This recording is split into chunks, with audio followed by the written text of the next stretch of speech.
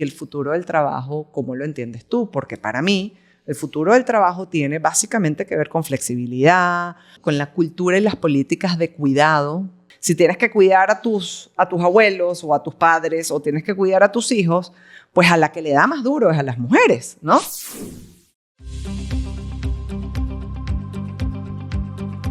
Pero bueno, pues bienvenida a Ser Pro, Cata, y gracias por venir. Y como ya es costumbre y es tradición, te mandé a ir test de personalidad. Sí. Y pues tu sorpresa, primero te voy a leer lo que salió porque tu estilo de liderazgo se parece a la de un elefante. ¡Anda! No solo por la fuerza y presencia que transmites, sino por esa sabiduría tranquila con la que guías. Eres de las que escucha antes de actuar, cuida y protege a su equipo y avanza con pasos firmes. Como los elefantes, valoras las relaciones, trabajas en comunidad y siempre ves más allá del momento presente para ayudar a otros a crecer. ¡Anda! Tú eres un elefante y es rosa. Justo dimos un elefante. Rocha. Sí. O sea, ahí está tu elefante. Muchas gracias. Eres una pro, entonces es tu estilo de liderazgo para que la gente te conozca un poquito ahorita antes de la conversación. Gracias. Y sepa más o menos tu estilo, ¿no? ¡Qué cosa! ¡Qué maravilla!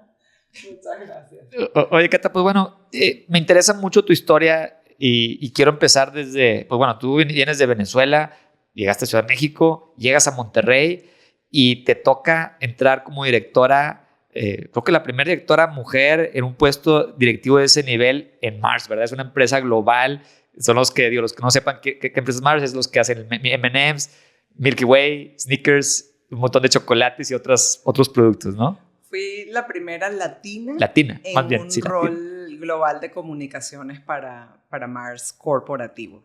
Wow. Sí. Algo que me llena de orgullo y me llena de orgullo también por Mars, porque Mars es una empresa que se trata de eso, de liberar el potencial de las personas. ¿Okay? Más allá de si hace chocolates, de si hace Pedigree u otras marcas, tanto de mascotas como de chocolate y golosinas, la verdad es que es una empresa donde se libera el potencial de las personas, ¿no? Y así como yo, había la primera portuguesa que fue directora global, ahora sí que de todas las comunicaciones, la primera mujer que fue VP, Chief Innovation Officer de la empresa, fue una mujer, ¿no? Entonces es algo que ves y dices, wow, te llena de orgullo, ¿no? Pero digamos, eso es una parte de mi vida en el mundo corporativo, pero sí. Bueno, es muy relevante, es muy interesante ese rol que tenías. Y antes de eso, porque sé que llegaste a ese rol, porque también tienes un background estudiando socióloga, ¿no? Soy socióloga. ¿Qué estudiaste y qué significa ser socióloga? Mira, estudié sociología, que en palabras llanas es el estudiar las relaciones sociales y la sociedad o la estructura social, ¿ok? Entender, así como la psicología trata de entender al individuo, pues la sociología trata de entender las relaciones sociales, básicamente. Y estudié sociología por un poco parte de lo que me decías de mi estilo de liderazgo, eso de trabajar en comunidad, de trascender a través del servicio, de tratar de hacer la diferencia. Yo creo que fue lo que me animó y me llevó vocacionalmente a estudiar sociología. Claro que yo no sabía que iba a terminar en reputación, asuntos públicos, sustentabilidad. Cuando yo estudié sociología, simplemente tuve unos maravillosos padres que me dijeron, estudia lo que tú quieras y donde tú te sientas cómoda, porque yo estaba entre relaciones industriales, recursos humanos o sociología, que la verdad la base es muy parecida. Al final son las relaciones sociales, unas en la sociedad y otras en las organizaciones. Y te cuento que hice los primeros 3 años, los primeros 2 son básicos y el tercer año lo hice juntos, relaciones industriales y sociología, porque no me decidía, quería estudiar las dos. Sí. Y ya finalmente dije, no, me voy a ir por sociología, porque la sociología yo la describo como una ingeniería, es como la ingeniería de las ciencias sociales. Te permite ver procesos, pasos, metodología, te permite tener como un big picture, ¿no? Una gran visual de las cosas. Y con sociología tú puedes hacer muchas cosas. Tú puedes estar en el ámbito del asunto público, tú puedes estar en relaciones comunitarias y responsabilidad social, tú puedes hacer investigación, puedes ser docente, puedes hacer intervención comunitaria y también puedes trabajar en las organizaciones como recursos humanos. Entonces me dio la base perfecta como para yo luego ir armando mi camino. ¿Y qué fue lo que que aprendiste que nos puedas dar un consejo? Porque al final del día ahorita mucho de lo que hacemos es relaciones y cómo te relacionas con otras personas, porque pues, tú ya tienes ventaja, ¿verdad? ya lo estudiaste. ¿Qué nos puedes decir de lo que aprendiste en ese momento y lo que en el tiempo también que sigo estudiando sobre eso? Mira, yo creo que para mí lo básico, y qué bello que me lo preguntes ahorita porque es full circle conmigo, ¿no? Es empatía. O sea, yo cuando empecé a estudiar sociología, mucho de lo que nos decían las guías, los libros, los textos, la bibliografía, era cómo nosotros éramos capaces de ponernos en los zapatos del otro. Y en aquel momento, pues no era propiamente esa frase cliché que escuchamos ahora de ponte en los zapatos del otro. Es un término alemán que se llama Verstehen. Y es esa capacidad de mirar desde la perspectiva del otro. Porque ponerte los zapatos del otro a veces es un poco como pretencioso, ¿no? Realmente nunca vas a poder estar completamente en los zapatos del otro. Pero moverte a la perspectiva del otro y tratar de entender ese contexto y esa realidad, para mí fue fundamental en sociología. Y hoy en día a lo que me dedico es justo a talleres y conferencias en liderazgo empático y storytelling asertivo. Entonces... Sí, es algo que ahorita lo vamos a platicar, pero no creo que se me vaya porque sí, esto me da mucha curiosidad, esto que dices de la perspectiva, porque sí te ayuda a ti, si ya has estado en una situación similar de la persona de enfrente, sí te ayuda a que tu perspectiva sea más atinada, a que si nunca lo has estado. Claro, ¿no? Claro, y es que desarrollas ese músculo...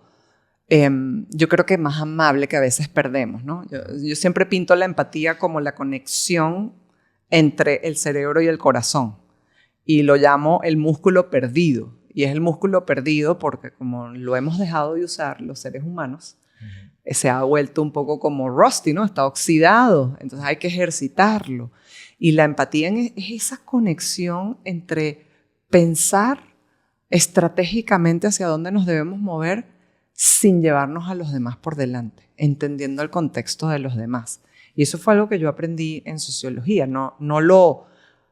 Posiblemente nunca lo vi como es a esto a lo que vine, pero si yo me pongo a pensar en los trabajos de campo, de comunidad que me tocó hacer, en las investigaciones que me tocó hacer, los proyectos que tuve que escribir, ¿no? Los ensayos que tuve que hacer, el ejercicio constante de ganar perspectiva te hace más amable, pero también te hace mucho más estratégico, porque no tienes una mentalidad así chiquita. Eres capaz de ver en perspectiva todo lo que está pasando y todo lo que puede, bueno, no todo, pero intentas ver todo lo que está pasando y que puede estar influyendo en una decisión, desde una decisión de negocios hasta la decisión sobre una inversión en un proyecto social, hasta una campaña de comunicación. Ajá. Y ahora platícame, ya regresando al tema de Mars, ¿qué sientes o qué sentías trabajar en una empresa de ese tipo? ¿Cómo es trabajar en una empresa global y tan conocida como es Mars? Pues una maravilla, una delicia, la verdad. Yo disfruté muchísimo mis casi 10 años en Mars. También hay que decir que yo venía como de una buena escuela, ¿no? Yo trabajé en Venezuela en una empresa de comunicaciones. Trabajé en Venezuela en ConocoPhillips, también un corporativo global de energía y petróleo. Y trabajé en Ciudad de México para una agencia de asuntos públicos donde yo llevaba buena parte de los proyectos de PepsiCo y de BP y de Mercado Libre y Volaris. Entonces ya yo traía, cuando llegué a Mars, pues un caminito avanzado en el mundo corporativo. Y llegar a Mars yo tengo como dos referencias. Yo a veces digo que a veces entras a Mars y te sientes como Alicia en el País de las Maravillas, porque tiene unas cosas maravillosas que dices, wow, esto no se encuentra allá afuera. Por ejemplo, políticas de personal, de talento, de desarrollo, oportunidades. ¿Cómo cuáles? Bueno, ¿qué te digo yo? Temas de salud mental, temas de diversidad e inclusión. O sea, es una empresa que realmente está convencida de sus valores, que no los llama valores, los llamamos los 5 principios de Mars. Es una empresa todavía familiar. Entonces, sí, al ser familiar, tiene todavía mucho de ese sello de lo que valora el accionista de Mars, que es la familia Mars, dentro de una organización y de una empresa, pensando siempre en el impacto positivo. Entonces, eso es una maravilla para Mars. Pero por otro lado, también yo decía, también es como IKEA, do it yourself, ¿no? ¿Por qué? Porque tiene mucho también de una startup grandota, ¿no? Es un corporativo que tú pudieras comparar con sus competencias o con grandes corporativos como PepsiCo y así. Pero por otro lado, es una empresa que todavía cree mucho y cultiva mucho el ownership, el que la gente de verdad se ponga la camiseta y lleve los proyectos adelante como si fuera una gran startup, ¿no? Entonces tiene esa dualidad. A veces, cuando yo llegué, hace casi 10 años, pues no había muchos procesos en muchas cosas. Ahora casi todo está súper, hiper procesos, ¿no? Todos los pasos, todo está escrito, las políticas, todo está hecho. Pero cuando yo llegué, apenas estaban iniciando ese proceso como de hiperprofesionalización de las cosas dentro de Mars. Entonces, trabajar en Mars fue maravilloso por las oportunidades, por la posibilidad de ver el mundo, por conectar con una empresa verdaderamente global donde yo compartía con gente de todas las nacionalidades, de todas las perspectivas disciplinarias y culturales, ¿no? ¿Y qué fue lo más interesante que te tocó implementar? Ay, me tocaron cosas muy padres. Del área de comunicación, tuve la oportunidad de desarrollar la primera campaña de influencers para el lanzamiento de M&M's Caramel, que se iba a dar aquí en Latinoamérica. Y pues logré convencer en ese momento a mi jefe de vamos a hacer algo con influencers. Ya imaginarás que una empresa familiar, por más que tenga las magnitudes que tiene Mars, es una empresa que trata de ser muy cuidadosa en su comunicación y en cómo establece sus mecanismos para mantener su reputación. Entonces era la primera vez que se nos ocurría hacer algo así. Y yo les dije, sí, vamos. ¿Por qué? Porque el caramelo en América Latina tiene una conexión cultural muy interesante. Es el arequipe de Colombia, es el dulce de leche de Argentina, es la cajeta de México. O sea, hay una conexión muy padre con ese relleno que iba a tener ese M&M's Caramel que podíamos nosotros realmente como destacar en la campaña. Entonces logramos hacer con 5 influencers en diferentes partes de América Latina que fueran nuestros embajadores del proceso de innovación que significaba hacer un M&M's relleno de caramelo. ¿Y cómo se hace? ¿Y por qué? ¿Y cómo? Y llevamos a una de las influencers a la fábrica a ver cómo se hacía el proceso. Ese fue un proyecto bellísimo, no fue fácil porque obviamente también hay muchos peros, muchos no puedes entrar, si puedes, no puedes, saca permisos aquí y allá, pero fue una campaña preciosa que me encantó liderar. Y quizás uno en el ámbito más como de impacto social, te diría el trabajo con los productores de cacao. Mi rol inmediatamente anterior al último era llevando los asuntos públicos para los programas de sustentabilidad de cacao en América Latina. Fue en lo personal muy, muy enriquecedor y muy energizante porque pues viniendo de América Latina, entender cosas como que los primeros productores de cacao están en África a pesar de que el cacao se descubrió en la frontera entre Perú y Ecuador, ¿no? Parece como mentira, que el chocolate como lo conocemos, su primera versión viene de México, ¿no?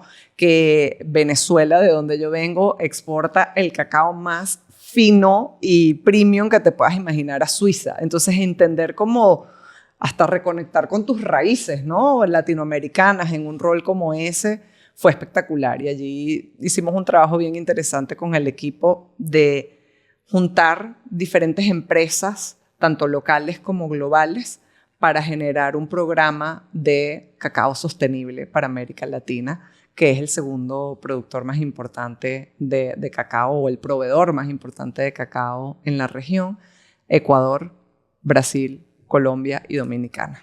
Pues es muy padre el proyecto, muy padre lo que hacías ahí, digo, no solo la empresa, pero lo que tú hacías, pero me imagino que detrás de esto pues hay grandes sacrificios, porque es una empresa global, tú vives en Monterrey, me imagino que te tocaba viajar. Digo, para aquí recalcar, estás casada, tienes un esposo, tienes 2 hijos. Sí. ¿Cómo le hacías y qué pasaba por tu cabeza cuando tenías que hacer todos estos viajes? Digo, obviamente muy contenta ibas porque era lo que te gustaba, pero pues te ibas semanas de repente, ¿no? Sí, claro. No, bueno, las cosas no... Todo tiene costos en la vida, todo tiene negociaciones, me gusta decir a mí. Para yo poder estar hoy aquí contigo, alguien está en casa con los chavos porque todavía están de vacaciones, ¿verdad? Sí, exacto. O sea, para yo poder estar con mi hermana o con mi mamá en algún punto en un viaje en los años pasados, pues alguien tenía que ocuparse de ciertas dinámicas en la casa. Para que mi esposo pueda viajar, hacer también su chamba, pues alguien tiene que estar, ¿no? Y nosotros, pues al ser migrantes, somos una familia bastante nuclearizada y nos vemos como un equipo. Creo que como se debería ver todo el mundo. Pero así todos deberíamos hacer. Así, pero la verdad es que para nosotros es como... No hay otra opción. De cajón. No hay otra opción. Sí. Nosotros somos un equipo y cuando él no está, estoy yo y cuando yo no estoy, está él. Entonces sí, todo proceso profesional, de crecimiento profesional, trae negociaciones. ¿Y cómo lo hice? Sabes que mucha gente como que me pregunta, bueno, pero ¿cómo haces para convertirte en esa gran directora ejecutiva y tal? Yo la verdad es que siempre tuve en algún momento como ese sueño de yo quiero ser una ejecutiva exitosa, sí. Pero como que yo no me imaginaba exactamente cómo iba a ser. Yo nada más fui. O sea, yo fui picando piedra y dándole. Teniendo conversaciones, generando conexiones, teniendo mentores y coaches dentro de la organización que me ayudaran a ver las cosas de una manera diferente, más amplia, entendiendo mejor el negocio y haciendo las paces con no estar en alguna que otra cosa de mis hijos, ¿no? Para mí era básico que el día de sus cumpleaños y el festival del Día de la Madre, yo iba a estar. Si me perdí el día de Easter o de Pascua y tal, ay, bueno, ya habrá otro día. Nunca me he arrepentido de no estar como en ciertas cosas de ellos porque para mí era más un tema de calidad, ¿no? Tenía claro qué fechas yo no podía estar, no podía no estar, más bien. Pero también tenía claro que mi discurso con ellos era siempre, esto mamá lo hace porque quiere. O sea, yo nunca le dije a mis hijos, mamá se tiene que ir otra vez y no quiero irme, la verdad, me siento muy mal por dejarte. Jamás, jamás. Mamá se va a ir a California, va a ir a China, a ver no sé qué. Y hasta tenemos un código que yo les mandaba unas fotos así con la mano 5 y era como las 5 cosas que siempre te voy a contar. Tengo que contar 5 cosas en mi viaje, ¿no? Y así era... esta es una que te voy a contar. Sí. Y la verdad es que yo nunca lo vi, ni yo, ni se los vendí a ellos, como el gran sacrificio que estoy haciendo, ¿no? Claro que en términos llanos, insisto, hay negociaciones, ¿no? Unas por otras, pero nunca se los vendí como que me pesaba, porque realmente no me pesaba. Sí, ¿no? Pero también... pues también tu esposo, tu pareja, que pues son socios, tu partner, como me decías ahorita, son un equipo, pues también si te das unas semanitas, digo, él también a lo mejor puede tener algo de flexibilidad en su trabajo, pero pues también es complicado. Ahora claro. Sí se queda nada más una persona como al revés, ¿verdad? Que total. El esposo se vaya también y tú estás trabajando. Sí. ¿Cómo era esa relación en ese momento? Pues tú lo has dicho y lo veníamos conversando, es el tema de ser equipo. Cuando tú estás en tu trabajo, en tu empresa, tú tienes un equipo de trabajo. Y de repente tú dices, pues Luis se va a hacer el podcast. María va a hacer esto, ¿verdad? Nos distribuimos las tareas. Y no es diferente para el hogar. Claro que, como bien has dicho, eso requiere el que hagamos una planeación. Mira, yo voy a tener este año o este primer semestre tantos viajes. Tú, ¿cuántos viajes vas a tener tú? O cuántas reuniones o cuántos team buildings te toca hacer o tener. Y entonces... vamos a tratar de acomodar fechas. Es así de racional, ¿no? O sea, a la gente se le olvida que la familia es mi empresa. O sea, mi familia es mi empresa más importante. Es mi emprendimiento más importante, mi familia. Y si yo le meto estrategia y le meto orden y calendario y agenda y tal a la empresa para la que yo trabajo, ¿por qué no se la voy a meter para la empresa más importante de mi vida? Claro. Entonces... mucha conversación, mucha comunicación, mucho organizarnos y planificarnos. Ay, Cata, pero perfecto. Ay, sí, todo iba siempre perfecto. Claro que no. Había momentos donde me tocaban más viajes de los que yo había planificado y ahí iba yo como, cielo, otra vez me toca irme. Y pues Hay momentos de tensión y de incomodidad y otra vez, y no habías dicho que nada más era este tiempo y no tanto, o que te ibas a ir menos y era una semana y ahora son 2. Claro que sí. Y pues se pasan como se pasan los momentos duros, ¿no? Cuando yo no estoy, él está. Cuando él está, yo no estoy. Y, o sea, y nos vamos como organizando, ¿no? Él también tiene pues su chamba, su trabajo, a tu punto. Se conversa también mucho, pues él tiene la labor de conversar con su líder también de lo que significa su dinámica. Pero también yo hacía mucho home office, ¿no?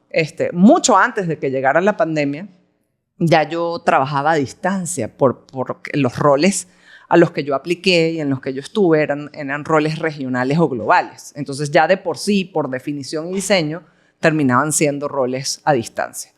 Y eso nos ayudó, yo creo, a los dos de poder balancear. Si tú me preguntas partidos de soccer o de fútbol de mis hijos, yo iba a mis partidos de fútbol. Ah, pero ¿eso qué significa? Que cuando ellos se acuestan a dormir, yo me conecto unas horas a revisar correos. Y no me pesa. ¿Por qué? Porque para mí, para mi dinámica, para nuestra dinámica de pareja y de hogar, eso funcionaba. Yo prefiero ir al partido de soccer de mi hijo, echarle todas las porras del mundo y cuando él se esté bañando o se haya acostado a dormir, yo regreso y veo correos, ¿no? Y así, y se puede. Y sí se puede hacer. Recuerdo mucho una frase de una entrevista que le hicieron a Indra Nooyi, la ex CEO de PepsiCo, que decía que no se podía hacer todo a la vez, que por qué ese empeño de hacerlo todo a la vez. Y yo digo, es verdad, o sea, sí se puede hacer todo lo que tú quieras, nada más que no se puede hacer todo al mismo tiempo, en el mismo lugar, en el mismo espacio de tiempo y espacio. Claro. O sea, eso es imposible. Entonces, hay como que negociar, hay como que planificar, definir calendarios, procesos, cuándo te toca aquí, cuándo te toca a ti, cuándo me toca a mí. Y si hay momentos en los que no se puede solucionar, pues mira, conversarlo, pelearlo y reconciliarse. Porque así es la vida. Sí, no. Y me encanta que seas muy estructurada, planificadora, calendarizas y me encantó lo que dijiste. Oye, el emprendimiento más importante es mi familia, pues si en la empresa tengo calendario, ¿por qué no voy a tener agenda también acá? Y yo también tengo esa práctica de un día al mes pues, estar con mis hijos. Yo tengo calendarizado que este día al mes voy a estar con mis hijos. Exacto. O sea, esa hora voy a estar con este de mis hijos y voy a llevar a un lado. Entonces, eso creo que es una recomendación muy, muy valiosa que nos das. Y ahora, pues yo sé, llevas 10 años ahí, más todo lo que llevabas a este ritmo, pues obviamente es pesado. Es desgastante, obviamente es muy satisfactorio y te da mucha plenitud, pero platícame luego cómo saltas al tema de independizarte. Sí. Pues mira, creo que sigue teniendo que ver con el tema del equipo, ¿no? Porque hay que decir que al ser mi esposo mi equipo, nosotros hablábamos como mucho, ¿no? De, bueno, ¿cómo visualizas tu vida? ¿Qué quieres? Hay familias. Yo tengo una muy buena amiga que es gerente de recursos humanos en una empresa importante de farmacéutica en Boston. ¿Okay? También es venezolana, migrante en Boston. Y ella, cuando salió en estado, ella deja de trabajar para dedicarse a sus hijos y pasa 10 años fuera del mundo laboral. Y luego regresa y retoma su carrera. No fácil, pero retoma. Esa es una decisión.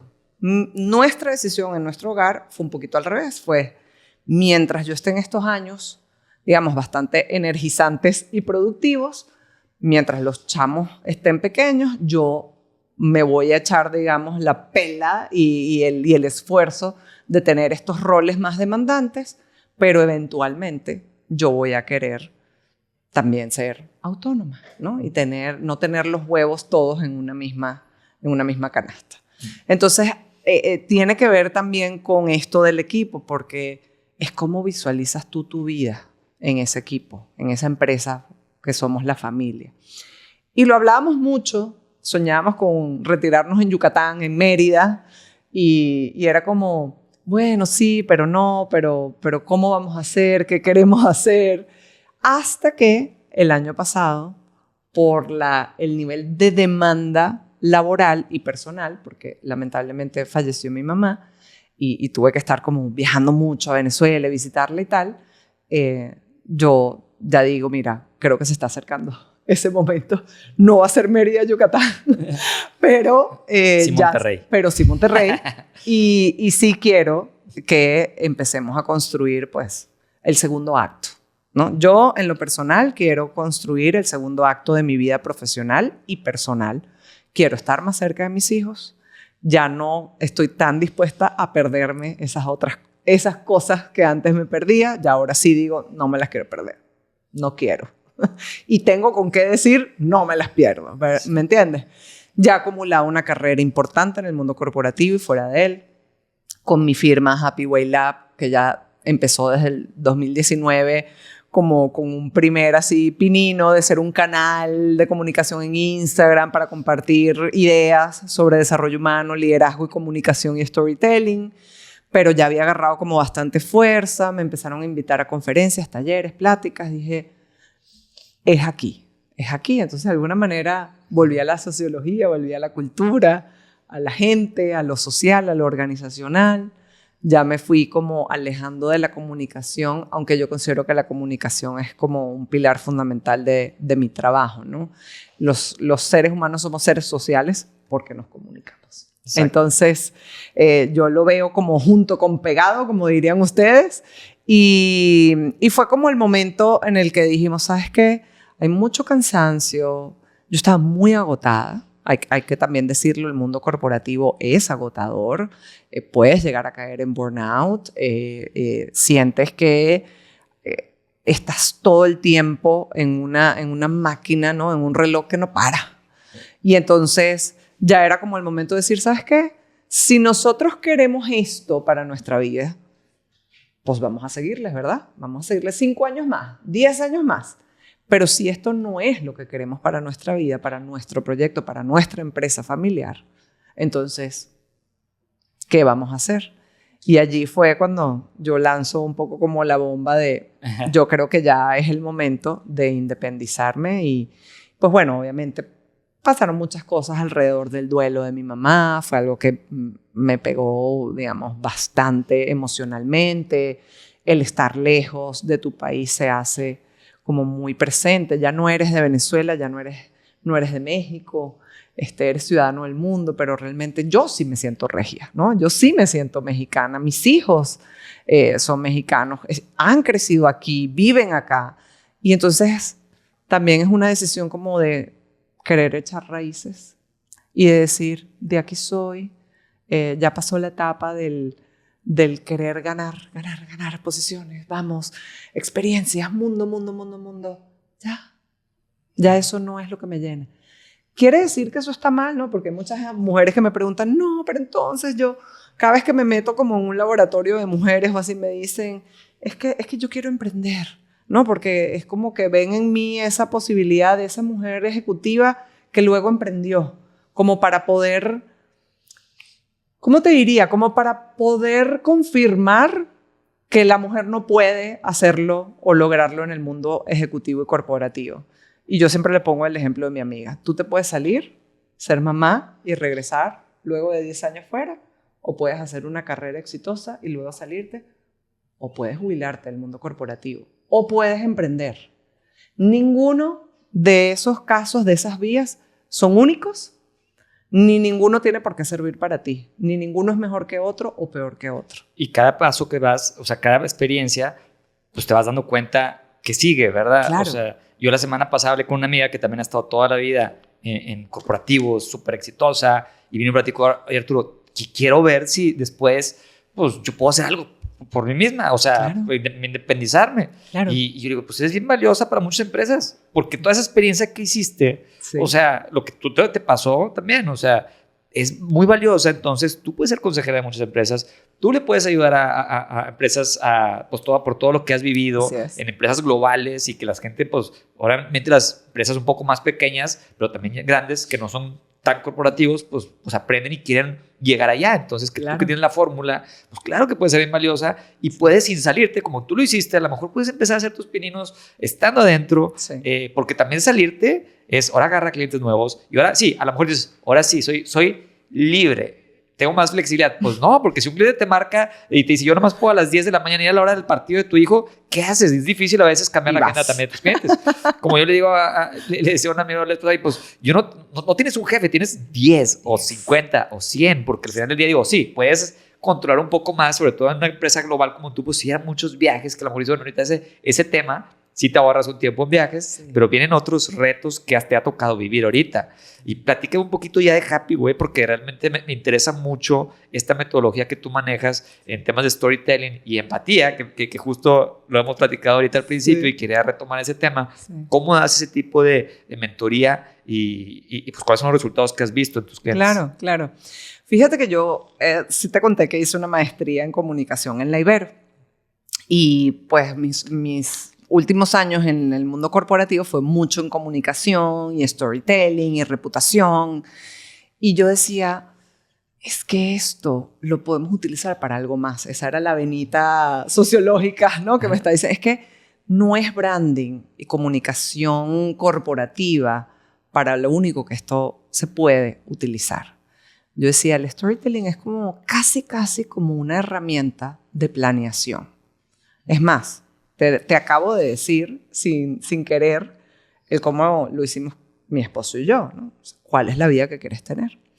Hubo un jefe en Mars que me regaló un GM, Ricky López, maravilloso puertorriqueño, que me regala un libro que dice, ¿qué vas a hacer con tu vida? Palabras más, palabras menos, de Johan Christensen. Algo así como, How will you measure your life? ¿No? Algo por el estilo.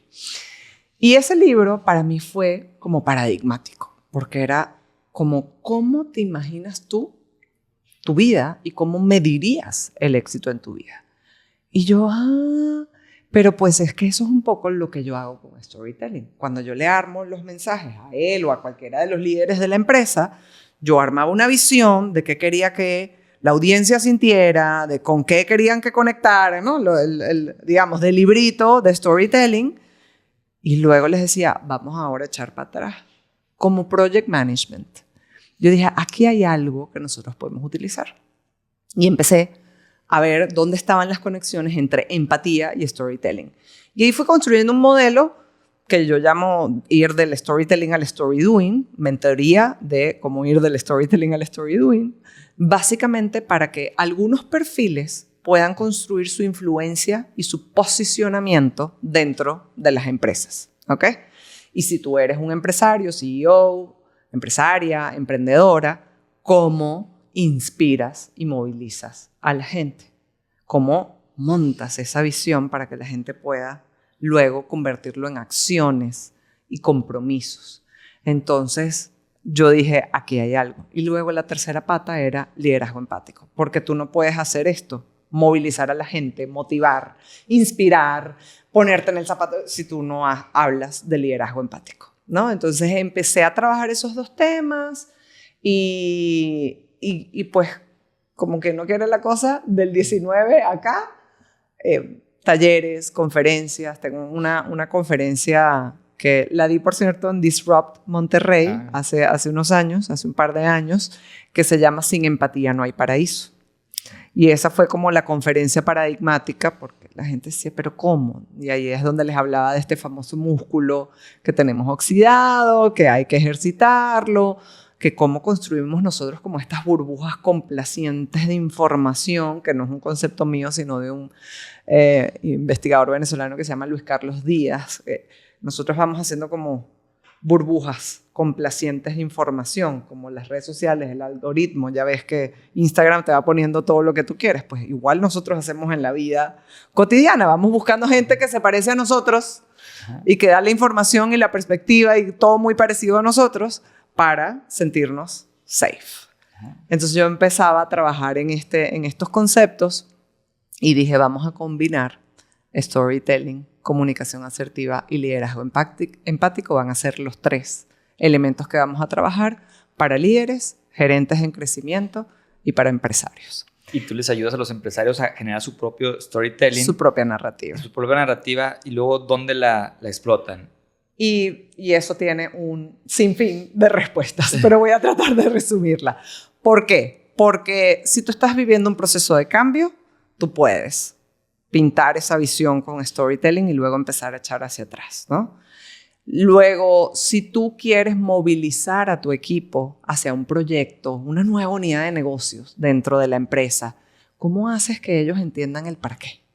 ¿Cómo haces que ellos realmente digan, oye, sí, para allá es y entiendo? ¿Y qué significa eso para ellos y para ti, para tu rol, ¿no? Eso lo haces con liderazgo empático y con storytelling, ¿no?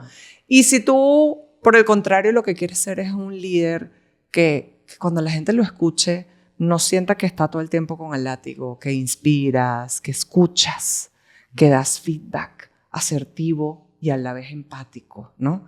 Que no eres de estas personas que de repente se paran y dicen, bueno, pues yo soy así y así soy, ¿no?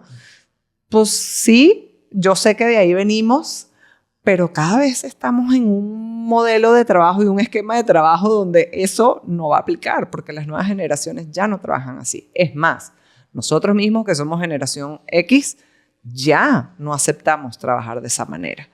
En buena medida, el que yo decida independizarme y trabajar en estos temas es porque yo quiero tener una vida un poco más fraccional, ¿verdad? Una vida un poco más a mi medida, donde yo, con toda la experiencia que traigo, puedo trabajar con empresarios y con empresas de diferentes tamaños, llevándoles estos talleres, estas capacitaciones y estas conferencias para ayudarlos en sus propios proyectos. Y lo puedo hacer vía consultoría o vía conferencia, o lo puedo hacer como consejera independiente en sus consejos, porque muchas empresas, sobre todo acá en Monterrey, están justo en ese proceso de institucionalización de procesos y profesionalización del trabajo, vamos a decir, de la banda ejecutiva de sus organizaciones, ¿no? Entonces, ¿por qué haces esto? Porque quieres movilizar a la gente. Si tú quieres movilizar a la gente, si tú quieres inspirar a la gente, si tú quieres que tus equipos sean más empáticos, más humanos, más productivos, pero en bienestar, entonces liderazgo empático, storytelling y comunicación asertiva son claves para ti.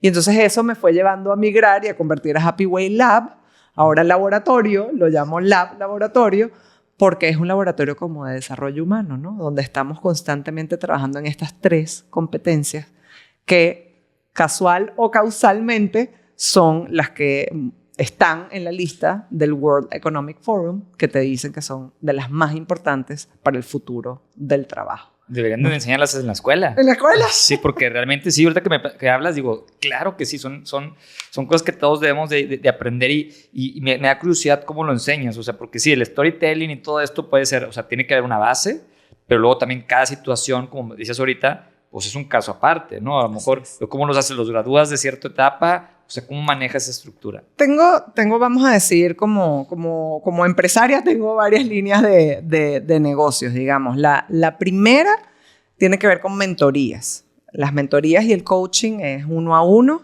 o 1 to few, 1 y pocos, digamos, estilo mastermind. Y ese programa es un programa que busca agrupar por perfiles. Si son todos CEOs o directores, entonces es más hacia la influencia y hacia la inspiración y cómo utilizar el storytelling para movilizar a sus equipos. Si son gerentes que están en proceso de crecimiento, etcétera, entonces allí es más como ser asertivo, presencia ejecutiva, una narrativa profesional, una marca profesional. No hablo de marca personal, sino de marca profesional para posicionarse dentro de su empresa. Y la tercera línea es ya talleres, conferencias, etcétera, como más masivo, vamos a decirlo así. Ahora, hay una línea muy delgada en estas 2 primeras que te cuento, porque hay gente que entra tratando de posicionarse dentro de su empresa y termina diciendo, no, yo voy a lanzar mi marca profesional independiente, ¿no? Que también ha pasado. Para mí es igual, digamos, al final del día como coach y como mentor, la idea es ayudarte en tu proceso, ¿ok? A que tú brilles. Y así cuando me dicen, ¿y cuál es tu propósito? Liberar el potencial de la gente, porque yo amo ver a la gente brillar. No hay ni mejor ni peor, ni lo tienes que hacer por una vida o por otra. Yo utilizo estas 3 competencias con estos diferentes formatos para que tú puedas explotar tu potencial. That's it. Bueno, luego me haces una mentoría ya individual, claro sí. en privado. Claro que sí. Ahora, yo te conocí porque fuiste una de las ganadoras de Mujeres Pro y uno de los objetivos de Mujeres Pro para mí es justo esto, ¿no? Darles este espacio a las mujeres empresarias que han tenido algo de éxito y puedan compartir su experiencia con otras, ¿no? Sí. Y pues yo sé parte de lo que pedimos o califica el jurado en Mujeres Pro es alguien que impulsa iniciativas de mujeres y de la mujer empresaria. Yo sé que tú formas parte del G500. G100. Perdón, Ajá. G100. Platica un poquito de eso y lo que haces ahorita en ese Claro, ramo. claro, por supuesto. Tengo que decir que estoy comprometida con 3 causas. Una, en Venezuela, con una fundación que se llama Asodeco, que trabaja con personas neurodivergentes. Okay. Otra, con una empresa acá que se llama Speakhers, que tú conoces bien, por Gaby Mitri, a quien apoyo en el consejo y como mentora de sus programas. Y la tercera es ahora en este nuevo rol que estoy ejerciendo como la Country Chair para México de G100 en Futuro del Trabajo. ¿Qué quiere decir esto? Déjame empezar por G100. Es una organización global, ¿ok? Esta organización está enlazada con el Women Economic Forum y con todo lo que tiene que ver con la planeación hacia el futuro del desarrollo del mundo, básicamente. Esta organización tiene un sitio en Davos cada año para hablar del World Economic Forum y es quien lleva adelante en diferentes capítulos y países el Women Economic Forum. ¿Okay? Esta organización tiene para mí, yo creo que una manera muy interesante de promover el trabajo de la mujer. Y el trabajo de la mujer lo promueve a través de lo que llaman las alas o capítulos por temas. Es decir, está el de diplomacia y relación con gobierno, está el que tiene que ver con emprendimiento social, hay uno que tiene que ver con ciencia, más mujeres en ciencia y tecnología, por ejemplo. Hay otra ala que tiene que ver más con temas de medios de comunicación, etcétera, etcétera. En este caso particular, yo fui designada a principios de este año para elevar la voz de las mujeres en México en materia de futuro del trabajo. Y eso cómo se come, ¿verdad? Porque, sí. Wow, ajá, sí. Futuro del trabajo, pero ¿qué significa eso? ¿Cómo le hacemos? Entonces, un poco cuando yo hablaba con nuestra chair global, que es polaca ucraniana, y antes fue ministra de Asuntos de Agricultura y Exterior en Ucrania, antes de toda esta locura, ella me decía, aquí hay 2 temas fundamentales, Cata. Lo primero son las empresas familiares y lo segundo es futuro del trabajo. Yo le decía, ¿y cómo esto se conecta? Y ella me decía, es que los corporativos grandototes tienen políticas, pasos, tú sabes, todo aquello así como súper escrito y bien hecho. Las empresas muy chiquiticas todavía no le entran a estos temas, pero sin embargo se empiezan a enfrentar a la era de la tecnología, del AI, de las tecnologías predictivas, del machine learning, de no sé qué, de la digitalización. Y las que están en el medio, que son empresas medianas, grandes, corporativos, vamos a decir, de cierta escala, aún siguen siendo familiares, son los que están como en el medio. No van a tener políticas a lo mejor hiperespecializadas como los grandes corporativos, pero tampoco le pueden tener miedo porque ellos son grandes generadores de empleo. Entonces, ahí fue cuando me cayó el 20. Dije, claro, en las empresas familiares y las empresas medianas y grandes de nuestros países es donde está la clave de cómo va a lucir verdaderamente el futuro del trabajo. Porque ya ves que usualmente cuando hay estas tendencias, si tú te vas por la vía de las grandes corporaciones, te vas a un mundo casi perfecto, ideal, hiper especializado, granular, que no va a terminar siendo la realidad, ¿verdad? Porque hay que hacer luego ajustes, ¿no? La adopción de tecnología es muy rápida, pero luego va a haber un ajuste. Y si te vas hacia las chiquitas, pues tampoco lo vas a conseguir. Entonces me cayó el 20 y dije, ok, te entiendo. Y yo le dialogaba y la interpelaba y le decía, pero ¿y el futuro del trabajo cómo lo entiendes tú? Porque para mí el futuro del trabajo tiene básicamente que ver con flexibilidad, con la cultura y las políticas de cuidado, sobre todo pensando desde mi background como mamá, obviamente. Decía, pues, si tienes que cuidar a tus abuelos o a tus padres o tienes que cuidar a tus hijos, pues a la que le da más duro es a las mujeres, ¿no? Entonces ella me decía, sí, pero eso es solo una pata. Está la pata de la tecnología, la digitalización de los procesos y están los esquemas fraccionales. Y para mí fue así como, ¡oh! por fin alguien está hablando mi idioma. Entonces empecé un poco a estudiar y en eso es en lo que estoy ahorita, estudiando, leyendo mucho, poniendo muchos artículos allá afuera, mucha reflexión alrededor de cómo luce el futuro del trabajo. ¿Qué nos dice el World Economic Forum o la WEF? ¿No? Nos dice que el futuro del trabajo tiene que repensar las habilidades. Ya no estamos hablando ni siquiera, las deberíamos llamar soft skills o competencias blandas, sino habilidades humanas de alto impacto, donde están empatía, comunicación, casualmente, ¿no? Perspectiva, agilidad, colaboración. Ok, bien. Creatividad, bien. Eso es una pata. La otra pata tiene que ver con digitalización, uso de la tecnología. ¿Qué competencias tenemos que desarrollar a nivel humano para utilizar mejor las tecnologías predictivas? Si te metes ahorita en Instagram o en la web, te vas a encontrar con no menos de 50 artículos que te dicen cuáles son los trabajos que van a desaparecer gracias a la AI. Entre esos, el de diseñador, por ejemplo, que hace 4 años tuvo un boom, porque era la era de las redes sociales, la creatividad, el diseño, escribir, hacer con las manos, diseñar era fundamental. Ahora se lo puedes meter a la tecnología predictiva.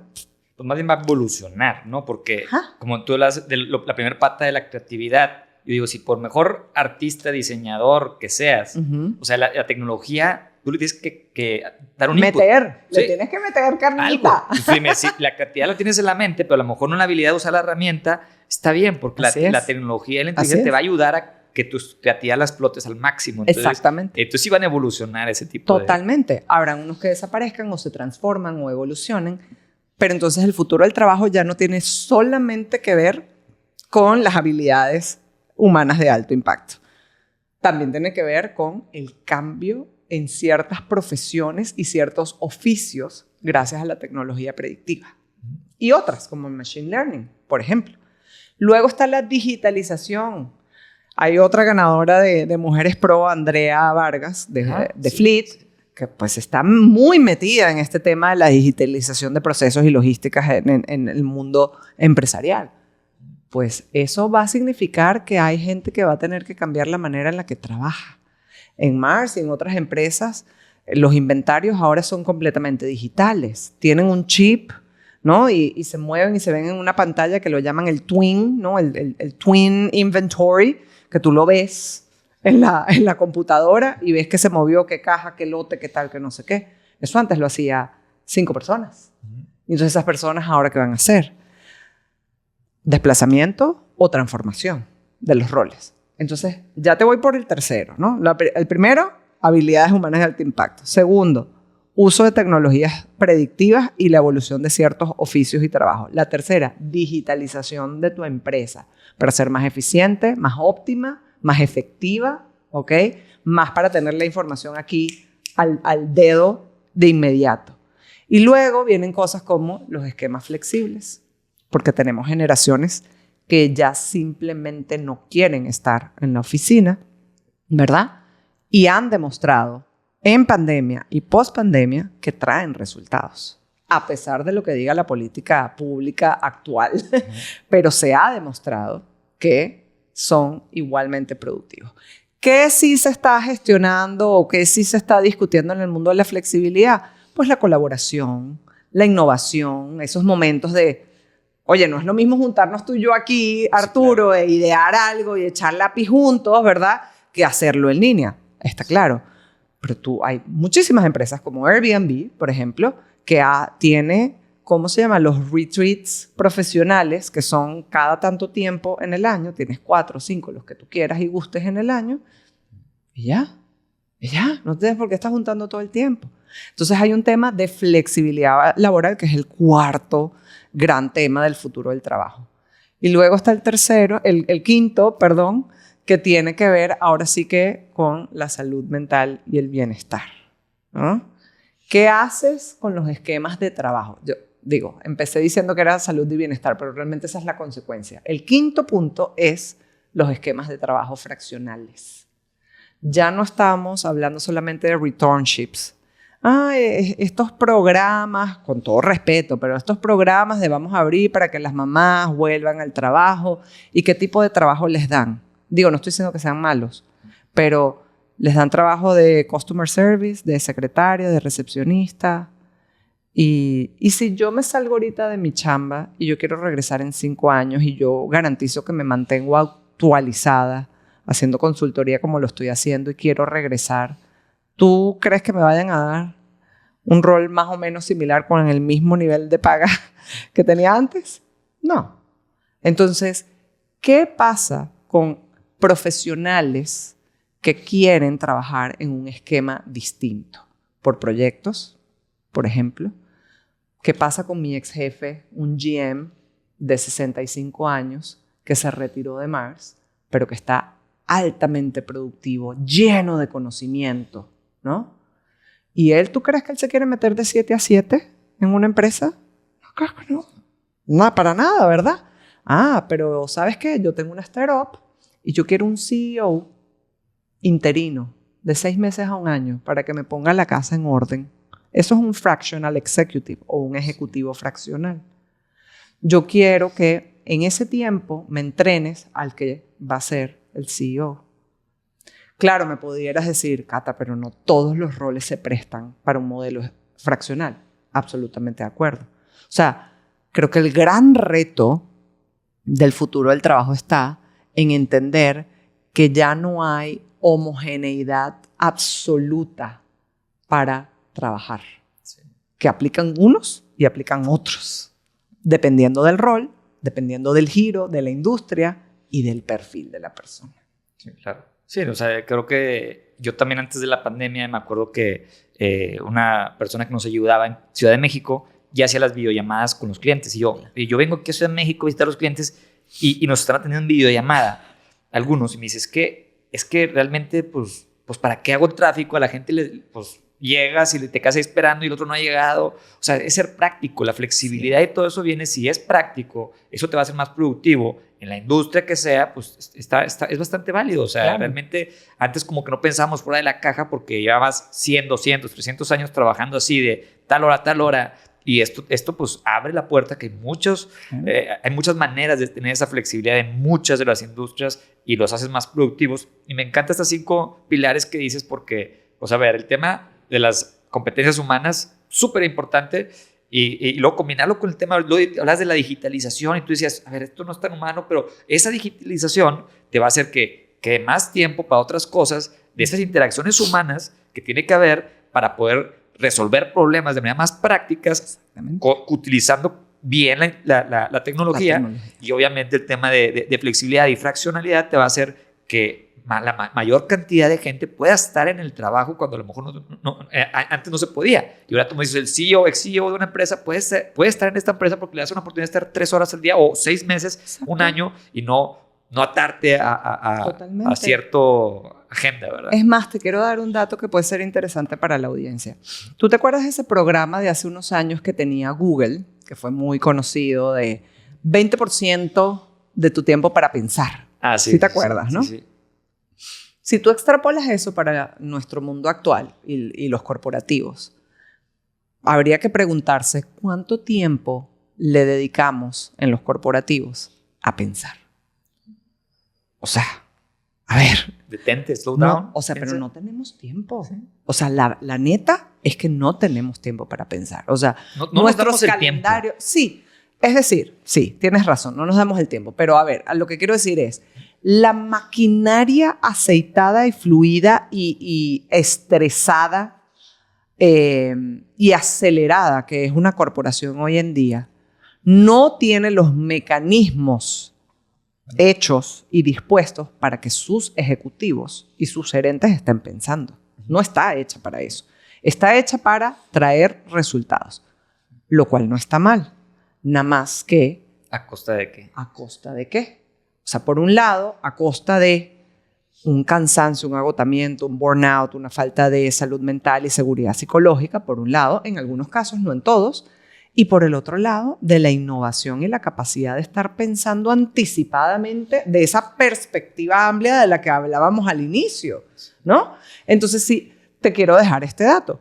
Si hoy en día los ejecutivos y los gerentes en las empresas no tienen tiempo para pensar, vamos a decirlo así, que no tenemos un mecanismo real, ¿qué es lo que nosotros estamos haciendo para poder innovar y pensar en estrategias hacia futuro? ¿Qué hacemos? Hacemos team buildings. Nos vamos una semana a San Francisco, nos vamos una semana no sé dónde, a llenarnos casi por arte de magia, ¿no? Porque vamos a escuchar a una persona súper crack de Google que nos va a contar cómo innovan ellos, ¿no? Esas son las formas de innovar. En las empresas vamos a decir más tradicionales, ¿no?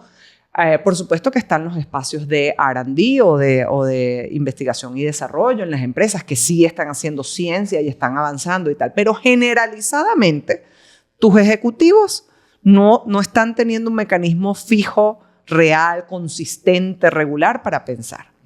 Vamos a suponer que tú digas entre 20 y 30% es el tiempo que realmente yo le dedico para pensar. Vamos a suponer que en el mejor de los casos eso sea así.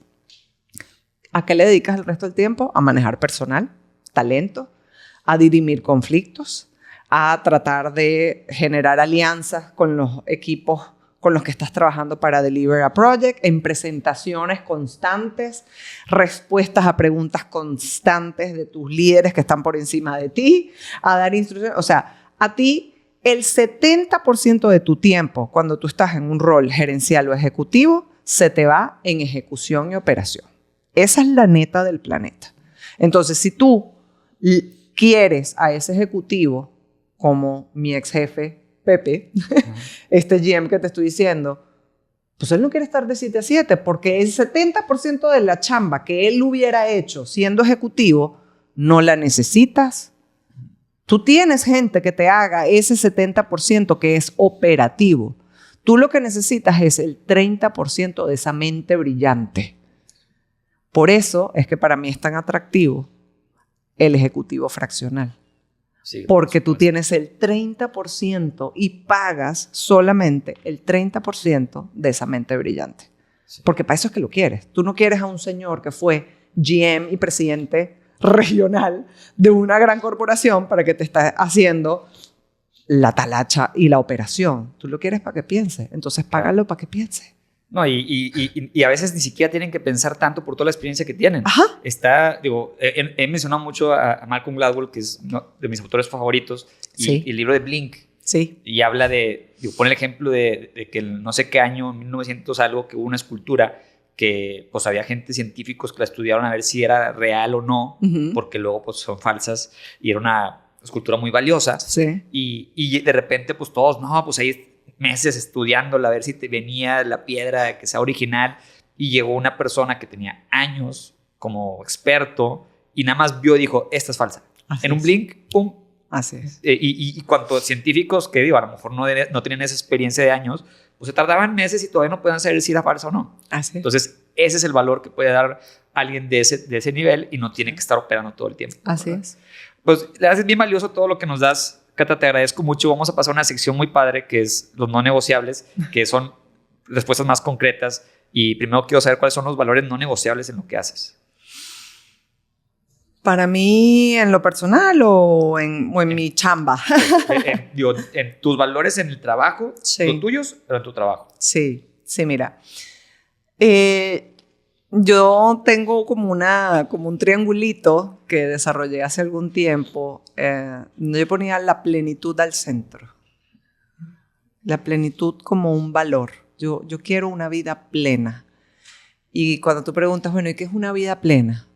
Pues una vida simple, ligera, una vida amable, una vida conectada con la gente porque amo trabajar con la gente, me energizo de estar con la gente, de colaborar, de crear. Una vida con creatividad y una vida en bienestar.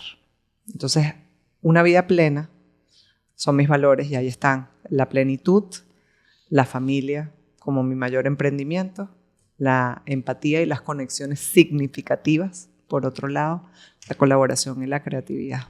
Muy buenos los valores que nos compartes ahora. Los no negociables que tienes para cuidar tu bienestar emocional. Eso es algo que he aprendido en tiempo reciente, para ser honesta. Yo no creo que si yo no hubiera pasado por el nivel de agotamiento que pasé el año pasado y por la pérdida de mi mamá, yo pudiera hablar con propiedad de salud y bienestar en mí. Yo creo que yo daba por descontado mi salud física y mental. Ya veremos cuándo como, ya veremos cuándo corro, ya veremos cuándo hago ejercicio, ya veremos cuándo pauso, porque la vida se va a acabar, ¿no? Y yo creo que no, que ahora es diferente. Entonces, mis no negociables es tiempo de no hacer nada, ¿no? O sea, una de las cosas que escribí así cuando empecé este proceso fue: quiero tiempo para no hacer nada. Sí, exacto. ¿No? Mi 30% Sí. de pensar y filosofar. Ajá. Quiero un tiempo de no hacer nada. Sí. N- Ponerlo en agenda. Ajá. Sí. No es negociable el bienestar de mi familia, ¿ok?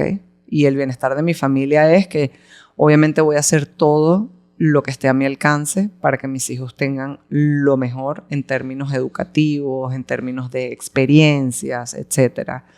Hay algo que me gusta mucho, que nosotros construimos memorias, ¿no? Yo les tengo a los niños como un rotafolio que les pongo una vez al año por ahí en la casa, y ellos tienen unos post-its y ellos van anotando sus sueños, ¿no? Y sus sueños pueden ser desde ir a visitar a mis primos en Miami hasta quiero ser el mejor futbolista del mundo, ¿no? Sí. Entonces, es como un no negociable de bienestar, tiene que ver con construir memorias juntos, soñar juntos, ¿no?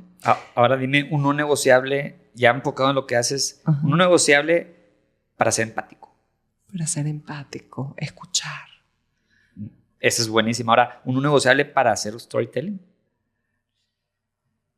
Para hacer storytelling, ser empático. Oye, muy buena, muy buena. Ahora, hay una sección que se llama Cabildeo Pro que tenemos, donde te pido si tienes alguna solicitud para los servidores públicos que puedan hacer algo para mejorar la comunidad. Mira, yo vivo en San Pedro y yo creo que disfruto mucho y he visto mucho como el trabajo que están haciendo en verdad ahorita, por ejemplo, de recarpeteo y de espacios públicos y así. Pero yo creo que hay que escuchar las especificidades de las comunidades. Y te puedo dar un ejemplo en concreto, que es ahora que vivimos en un mundo donde nuestros perros son nuestros perrijos y los gatos son nuestros gatijos, y lo entiendo y lo predico, también siento que debería haber espacios para todo, ¿no? Hay espacios para perros, hay espacios para hijos o para niños, y hay espacios para ambos. Sí. Creo que eso es algo que yo le pediría al municipio de San Pedro que revise. ¿Cuándo toca cuál modelo? Porque ¿Si hay o no hay? Uniformes. Ahorita es todos para todos. Porque sí he visto 2 o 3 parques, no conozco todos los parques, pero sí 2 o 3 parques que sí ya tienen lugares para perros. Ajá. ¿Y ¿A eso te refieres? No, más bien a lo contrario. A veces nos vamos como en el exceso. O sea, debería haber parques para perros, parques para niños y adultos mayores, y parques que combinen los dos. Pero yo no veo que debería haber una tabula rasa, o sea, una única regla para todos. Porque no todos los espacios se dan para todos. O sea, tú dices que los parques que están ahorita, pues es peligroso para un adulto o un niño que alguien, otro hombre trae un perro ahí. Claro. Entonces tú dices, ese perro no puede estar en este parque. Sí. Eso es lo que estás... Sí. Tu solicitud específicamente es eso. Y este parque no se aceptan perros. Sí. No se aceptan gatos. Sí. Es para niños o adultos. Niños y personas de la tercera edad. Así es. Ok, bueno. Muy buena solicitud ya amarrada. Ahora, vamos a hacer tu radiografía. Ajá. ¿Tu libro favorito? Tengo muchos. Atlas of the Heart de Brené Brown. How Will You Measure Your Life de Johan Christensen. Te recomiendo el CEO. Ajá, sí, manager, mi ¿no? general manager. Sí. Me encantan esos dos. Think Again de Adam Grant. Ese está muy bueno. Sí. Lo he leído. Ahora, ¿y tu película o serie favorita?